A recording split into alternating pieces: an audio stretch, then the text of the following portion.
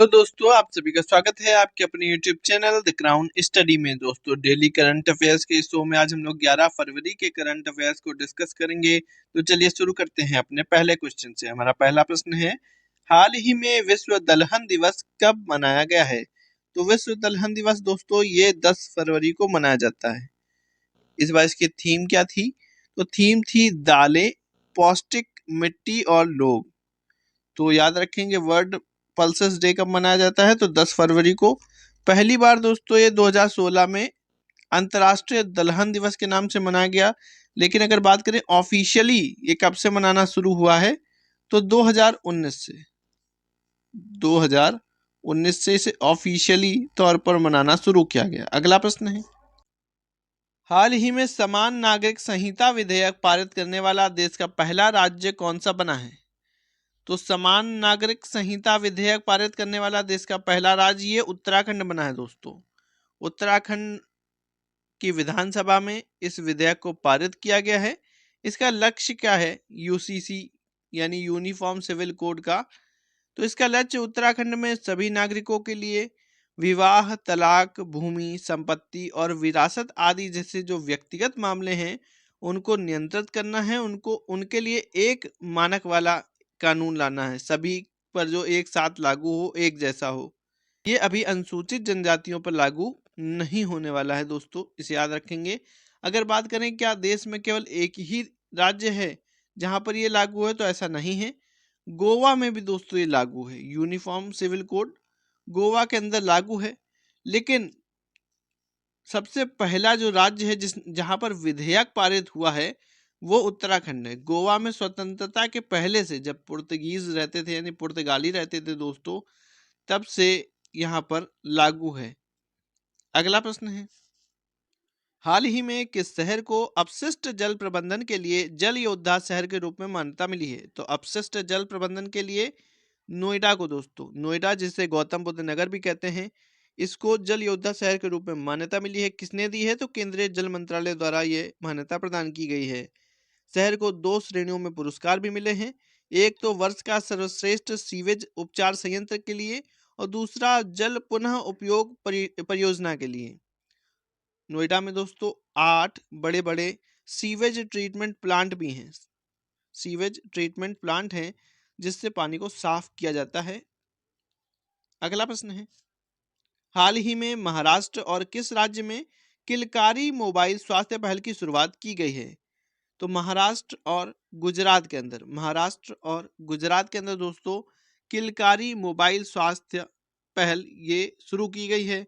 इसके अंतर्गत जो लाभार्थी महिलाएं हैं जो गर्भवती होती हैं दोस्तों, उन्हें गर्भावस्था के दौरान, प्रसव के दौरान, शिशु की देखभाल के दौरान एक साप्ताहिक ऑडियो संदेश भेजा जाता है। ये एआई की मदद से जनरेट होता है। इसमें ये बताया जाता है कि उन्हें क्या करना चाहिए, क्या नहीं करना चाहिए।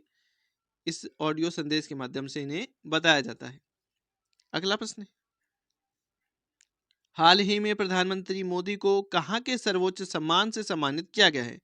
तो अभी हाल ही में पापुआ न्यूगिनी और फिजी के सर्वोच्च सम्मान से प्रधानमंत्री मोदी को सम्मानित किया गया है। इसका जो राइट ऑप्शन है ऑप्शन सी है, उपर्युक्त दोनों। अगला प्रश्न है, हाल ही में फिट इंडिया मूवमेंट के ब्रांड एम्बेसडर कौन बने हैं? तो फिट इंडिया मूवमेंट के ब्रांड एम्बेसडर ये बन गए हैं नरेंद्र कुमार यादव। नरेंद्र कुमार यादव दोस्तों ये बने हैं। ये IRS भी हैं और अब ये फिट इंडिया मूवमेंट के ब्रांड एम्बेसडर भी बनाए गए हैं। रवि कुमार झा की बात करें तो ये LIC म्यूचुअल फंड के MD एंड CEO नियुक्त हुए हैं।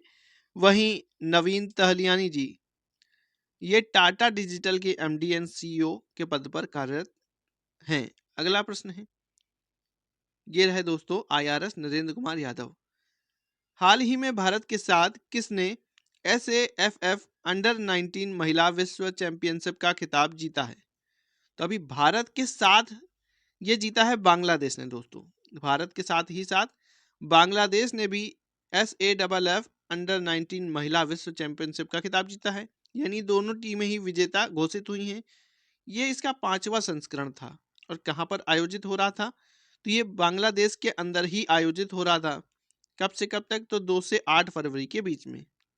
इसमें पहले मैच 1-1 की बराबरी से हुआ, फिर जैसे मैच जब बराबर हो जाता है सुपर ओवर खेलते हैं दोस्तों, वैसे ही इसमें पेनाल्टी शूट आउट खेला गया जिसमें 11-11 की बराबरी हुई, यानी वो भी बराबर रहा।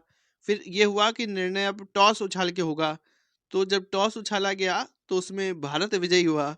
तो चूंकि ये बांग्लादेश के भीतर हो रहा था तो वहाँ की जनता जो है थोड़ा भड़क गई। इसके बाद थोड़ा विवाद के बाद दोनों ही टीमों को दोस्तों, दोनों ही देशों की टीमों को संयुक्त रूप से विजेता घोषित कर दिया गया। अगला प्रश्न है, हाल ही में किस प्रसिद्ध संगीतकार को लक्ष्मी नारायण अंतर्राष्ट्रीय पुरस्कार प्रदान किया गया है? तो लक्ष्मी नारायण अंतर्राष्ट्रीय पुरस्कार ये प्यारे लाल शर्मा जी को ये पुरस्कार दिया गया है, प्यारे लाल शर्मा जी को। ये हिंदी सिनेमा के जाने माने संगीतकार हैं।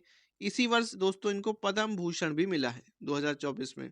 अगर बात करें रंजन गोगोई की, तो ये असम वैभव रत्न से सम्मानित हुए हैं अभी हाल ही में। वहीं सफीना हुसैन, इन्हें शिक्षा के लिए वाइज पुरस्कार से सम्मानित किया गया है। ये रहे दोस्तों प्यारे लाल शर्मा। अगला प्रश्न है, हाल ही में कहां पर ट्रांसजेंडर समुदाय के लिए मुफ्त बस यात्रा की घोषणा की गई है?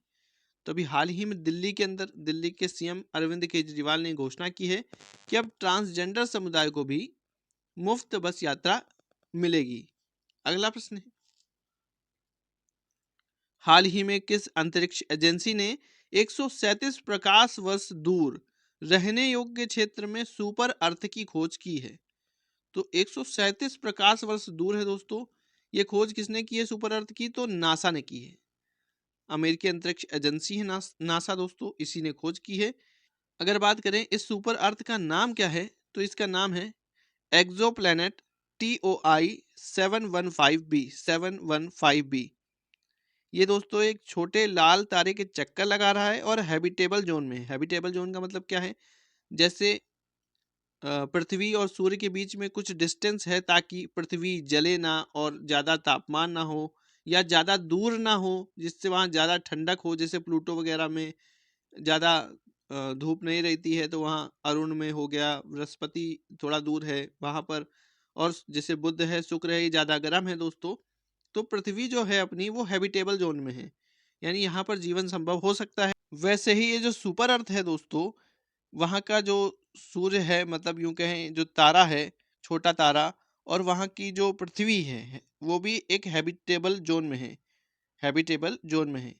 ये पृथ्वी से 1.5 गुना लगभग बड़ा है, लगभग 1.5 गुना बड़ा ग्रह है जो खोजा गया है सुपर अर्थ।